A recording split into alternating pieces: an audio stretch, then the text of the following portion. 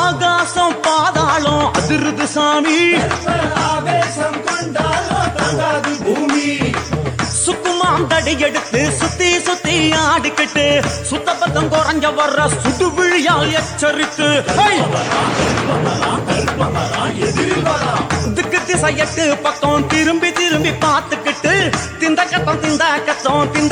கத்தாளமிட்டு சபரி காட்டு கருப்பனவ நெருப்பு போல வாரா, சண்ட சுறாவளி காத்த போல சுழண்டு சுழன்று வாரா.